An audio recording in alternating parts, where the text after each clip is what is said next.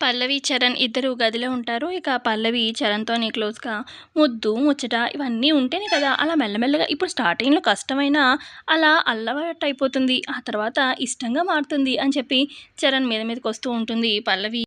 ఇక ఆ తర్వాత చరణ్ అంటాడు పల్లవితోని, "ఇది కాదు గానీ మనిద్దరం పోటీ పెట్టుకుందాం. పోటీలో గెలిస్తే అప్పుడు నువ్వు చెప్పింది చేస్తాను" అని చెప్పి అలా చరణ్ అంటూ ఉంటే, "ఇదిగో పోటీ అని మాత్రం అనొద్దు. నాకు తిక్క రేగిపోతుంది. పోటీ అన్నావంటే నేనే గెలవాల్సిందే" అని చెప్పి అంటుంది పల్లవి. "ఆహా!